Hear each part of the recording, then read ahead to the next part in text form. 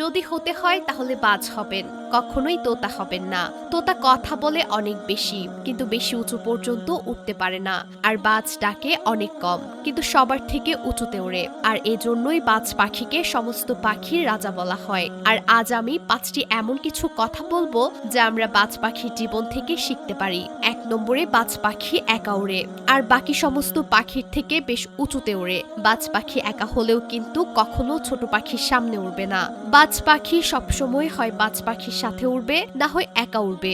এখান থেকে আমরা শিখতে পারি যে যারা ছোট চিন্তা করে তাদের থেকে দূরে থাকুন, বরং একা থাকুন, কারণ তাহলেই আপনি নিজেকে জানতে পারবেন। নাম্বার 2, বাজ পাখির লক্ষ্য স্থির হয় এবং সেটা অনেক বেশি স্ট্রং বা শক্তিশালী হয়। বাজ পাখি শিকারকে 5 কিলোমিটার দূর থেকে দেখতে পায়, আর যখন একবার লক্ষ্য ঠিক করে নেয়, তারপর রাস্তায় হাজার হাজার বাধা আসলেও লক্ষ্য পূরণ করে। এখান থেকে আমরা এটাই শিখতে পারি যে জীবনের লক্ষ্যকে ঠিক করুন, আর এটাকে পাওয়ার জন্য যত বাধাই আসুক না কেন, পেছনে ফিরে আসবেন না।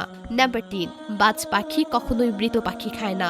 বাজ পাখি সবসময় জীবিত প্রাণী শিকার করে। এখান থেকে আমরা শিখতে পারি আমাদের পাস্ট পেছনে বা মরে গেছে, তাই অতীতের মনোযোগ না দিয়ে আগামী অথবা ফ্রেশ জীবনের দিকে মনোযোগ দিন। কারণ একবার আপনার পাস্ট প্রেজেন্টে চলে আসলে আপনার পাস্ট কখনোই আপনার প্রেজেন্টকে ঠিক থাকতে দেবে না। নাম্বার 4, যখন আকাশে বৃষ্টি নামে তখন সমস্ত পাখি তাদের বাসায় লুকিয়ে থাকে, কিন্তু বাজ তখন অনেক এনজয় করে, ঝড়ের সাথে মোকাবেলা করে, উপরের দিকে উঠতে থাকে, আর এক সময় মেঘের উপরে চলে যায়। আর এখান থেকে আমরা শিখতে পারি যে সমস্যার মধ্যেও মজা খুঁজে বের করুন। নেপোলিয়ন হিল একবার বলেছিলেন, প্রত্যেকটি সমস্যা সাথে করে একটি সুযোগ নিয়ে আসে। তাই বাজ পাখির মতো সুযোগকে চিনতে শিখুন। আর যেদিন আপনি সমস্ত সুযোগ চিনতে পারবেন, সেদিন সমস্ত সমস্যা আপনার নিচে থাকবে, আর আপনি সমস্যার উপরে থাকবেন। নাম্বার 5, বাজ পাখি বাসা থেকে নরম ঘাসগুলোকে বাইরে ফেলে দেয়, যাতে বাজ পাখির বাচ্চা বেশি আরাম না পায়।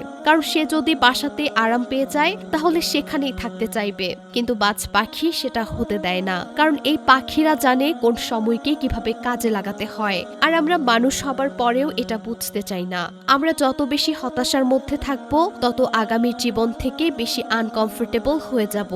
তো বন্ধুরা, এই ছিল 5টি শিক্ষা যা আমরা একটি বাজ পাখির থেকে শিখতে পারি।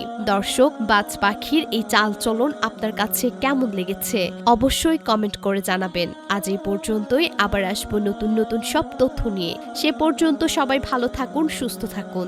এতক্ষণ জনতার সাথে থাকার জন্য আপনাকে ধন্যবাদ। যদি হতে হয় তাহলে বাজ হবেন, কখনোই তোতা হবেন না।